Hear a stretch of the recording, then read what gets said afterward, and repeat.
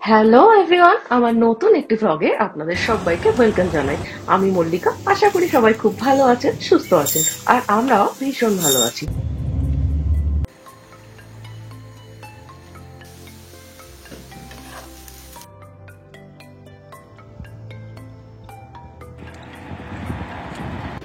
আজ শনিবার, ছুটির দিন, আর দিনটা দেখুন কত সুন্দর ঝলমলে। তো ভাবলাম সবাই মিলে বেরিয়ে পড়া যাক। আমরা আজকে যাবো নিউক্যাসল এশিয়ান সুপার মার্কেটে। বাসে উঠেই শটাং চলে গেলাম দোতলায়। এই ডবল ডেকার বাসগুলোর এটাই কিন্তু একটা মজা। ওপর থেকে পুরো শহরটা খুব সুন্দর করে দেখা যায়।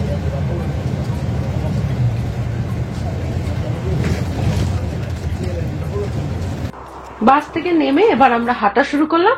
আর এই দেখুন, রাস্তার ধারে ঝোপের মধ্যে কত সুন্দর ব্ল্যাকবেরি হয়ে রয়েছে, যেগুলো আমরা কত দাম দিয়ে বাজার থেকে কিনে খাই, আর এগুলো অযত্নেই বড় হয়ে চলেছে। দেখেছো ওই প্রপার্টি গুলো? দেখেছো কত সুন্দর? সেদিনকে এলাম তখন কিন্তু দেখিনি। সুন্দর জায়গাটা লাগছে। চলে এলাম এশিয়ান সুপার মার্কেটে। চলুন এবার ভেতরের দিকে যাওয়া যাক। কতদিন পর আমি এই দোকানে এসে যে কত খুশি। আর তারপর দোকানের ভেতর ঢুকতেই প্রথমেই চোখে পড়লো এই লাউগুলোর দিকে। মানে আমার যে কি আনন্দ সে আর বলে বোঝাতে পারবো না। দেখুন কত রকমের সবজি এখানে সাজানো রয়েছে, আর কত ধরনের শাকও রয়েছে। চলুন টপাটপ সব তুলে নিই যেগুলো আমার লাগবে। আমাদের বাড়ি থেকে না আসলে এই এশিয়ান শপগুলোর ডিস্টেন্সটা এতটাই বেশি, তাই জন্য খুব একটা আসা হয় না এখানে। আর তার ফলে দেশি সবজিও আমরা খেতে পারি না। তো অনেকদিন পর আজ ওয়েদারটাও বেশ ভালো, তো ভাবলাম যাওয়া যাক। আর তার সাথে আপনাদের সাথে শেয়ার করতে চাই এখানে কি কি পাওয়া যায়। তো অনেকেরই এরকম ধরনের কোয়েশ্চেন থাকে যে বাইরে কি পাওয়া যায়। তো চলুন দেখতে থাকুন।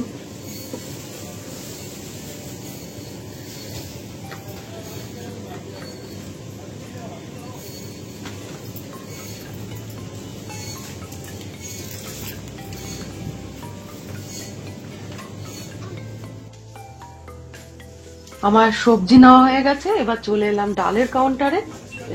ডান দিকে দেখুন কত ধরনের ডাল এখানে সাজানো রয়েছে। যখনই আমি এখানে আসি তখন বেশ খানিকটা করে বাজার আমি নিয়ে যাই, যাতে অনেকদিন আসতে না হয়। আর আমার বাদিকে দেখুন কত ধরনের কেক রয়েছে, তারপরে বিস্কিট রয়েছে। তো আমিও দুটো ডালের প্যাকেট তুলে নিলাম। আর এই যে আমার বাস্কেট, এখানে দেখুন মুড়িও পাওয়া যায়, বেশ ভালো মানের বাংলায় লেখা মুড়ি। তো এবার চলুন কাউন্টারের দিকে। কাউন্টারে এসে এবার সমস্ত জিনিসপত্রগুলো এই মেশিনের ওপর তুলে দিলাম। তারপরে ইনি বিল করে দেবেন। তো আমাদের দেশেও আর কি এরকম ধরনের মেশিন এখন দেখতে পাওয়া যায় সমস্ত রকম ছোট বড় দোকান বা মলে। তো আপনারা নিশ্চয়ই দেখে থাকবেন এরকম মেশিন।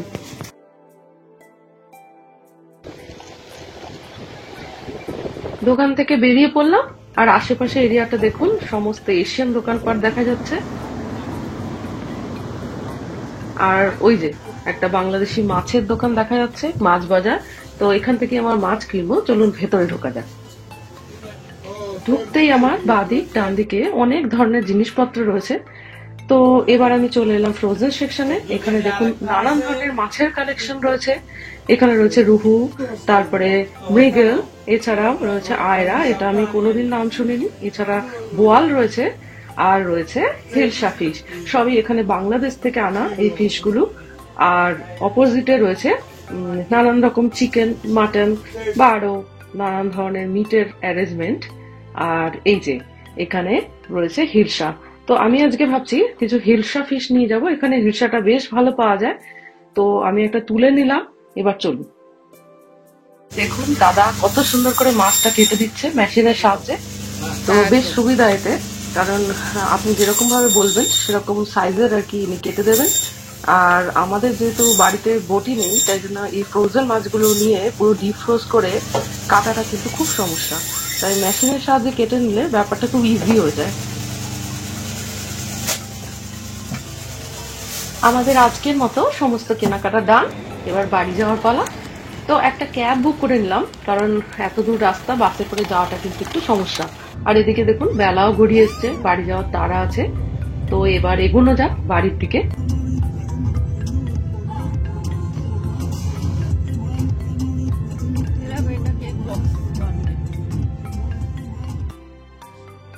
বাড়িতে এসে খানিকক্ষণ টাইম রেস্ট নিয়ে এবার সরাসরি চলে এলাম রান্নাঘরে। তো ফ্রিজ করে দেখলাম লাস্ট উইক কস্কো থেকে চিংড়ি মাছগুলো আমি এনেছিলাম, কিছুটা বেঁচে আছে। তো আজকে ভাবছি লাউ দিয়ে কিছু একটা করা যাক, কারণ এই লাউগুলো না বেশি দিন লেট হয়ে গেলে তাহলে শুকিয়ে যাবে, সেদ্ধ হতে চাইবে না। তো চল লেগে পড়ি। চিংড়ি মাছগুলোকে প্রথমে আমি ভালো করে ধুয়ে নিয়ে তার মধ্যে নুন, হলুদ আর লেবু রস মাখিয়ে খানিকক্ষণের জন্য রেখে দিলাম। তার ফলে চিংড়ি মাছগুলো ডিফ্রোজ হয়ে যাবে, আবার এদিকে ম্যারিনেশনও হয়ে যাবে। আর এই ফাঁকে আমি লাউটা কেটে নিই।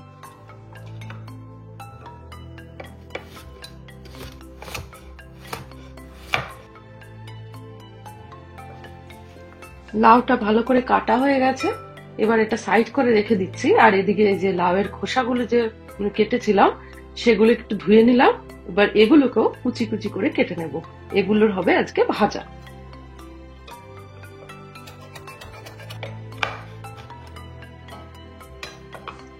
এরপর এই আলুগুলোকেও পাতলা পাতলা করে আলু ভাজার মতো করে আমি কেটে নেব।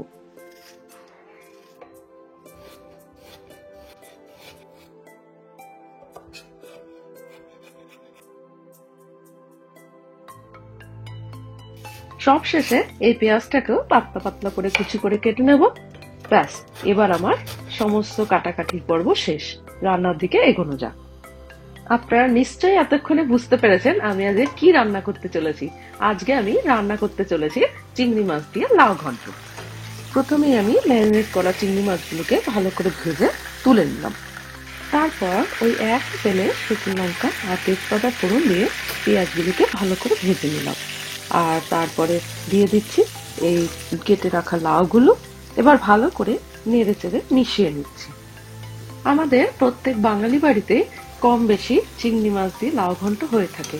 এটা খুব কমন একটা রেসিপি, কিন্তু আমি যেরকম ভাবে আমার বাড়িতে বানাই চিংড়ি মাছের এই লাউ ঘন্ট রেসিপিটা, সেটাই আপনাদের সাথে শেয়ার করতে চলেছি। তো এটা আমার মায়ের রেসিপি, এটার মধ্যে একটা সিক্রেট মশলা আছে যেটা আমি অ্যাড করব। তার ফলে এই রান্নাটার গন্ধ আর স্বাদ দ্বিগুণ বেড়ে যায়। তো চলুন তাহলে দেখতে থাকুন। পরিমাণ মতো নুন, হলুদ আর কাঁচা লঙ্কা দিয়ে খানিকক্ষণ নাড়াচাড়া করে উপরে ঢাকা চাপা দিয়ে রেখে দিলাম সেদ্ধ হওয়ার জন্য। এদিকে অন্য একটি পাত্রে ওই যে কেটে রেখেছিলাম লাউয়ের খোসাগুলো, তার মধ্যে খানিকটা জল দিয়ে আর একটু নুন আর হলুদ দিয়ে বসিয়ে দিলাম গ্যাসের মধ্যে, যাতে খুব ভালোভাবে সেদ্ধ হয়ে যায়। এবার ঢাকনা খুলে লাউটা একটু চেক করে নিই আর তার সাথে যা যা মশলা লাগবে সেগুলো দেখিয়ে দিই। প্রথমে আমি দিয়ে দিচ্ছি আদা বাটা, তারপর আমি অ্যাড করে দিচ্ছি আমার সেই সিক্রেট মশলাটা যেটা আমি ভিডিওর শুরুতেই আপনাদের বলেছিলাম, সেটা হলো মৌরি গুঁড়ো। এবার ভেজে রাখা চিংড়ি মাছগুলো দিয়ে আরো একবার ভালো করে সবকিছুকে লাউয়ের সাথে মিশিয়ে দিচ্ছি। আর তারপরে ওপর থেকে সামান্য চিনি আর একটু ধনেপাতা কুচি দিয়ে ঢাকা চাপা দিয়ে খানিকক্ষণ রেখে দিলেই তৈরি হয়ে যাবে আজকে আমার রেসিপি চিংড়ি মাছ দিয়ে লাউ ঘন্ট। এদিকে লাউয়ের খোসাগুলো সেদ্ধ হয়ে গেছে, তাই জল ঝরিয়ে রেখে দিলাম। আমি যখনই বাজার থেকে লাউ কিনে আনি তখনই এরকম করে লাউটা রান্না করি। কখনো চিংড়ি মাছ দিয়ে করি, কখনো বা মাছের মাথা দিয়ে করি। যখন যেটা ফ্রিজে থাকে তখন সেরকম ভাবে রান্না করি। আর এই যে লাউয়ের খোসাগুলো, এগুলোকে আমরা সব সময় এরকম করে ভাজা করে খাই। আপনারাও খেয়ে দেখতে পারেন, বেশ ভালো লাগে খেতে। বাজার থেকে সবজি কিনে নিয়ে এসে চেষ্টা করি সেগুলো উপযুক্তভাবে রান্না করা, কারণ এখানে জিনিসপত্রের দাম তো খুবই চড়া, তার সাথে সাথে ফ্রেশ ভেজিটেবল পাওয়াটা কিন্তু খুবই চাপের। তাই জন্য চেষ্টা করি যাতে কোনো কিছুই নষ্ট না হয়। তাহলে সবাইকে tata, bye bye, good night জানিয়ে শেষ করছি আজকের আমার এই ব্লগটি। দেখা হচ্ছে আগামী পর্বে নতুন ভিডিওর সাথে। ততক্ষণ পর্যন্ত ভালো থাকবেন, সুস্থ থাকবেন।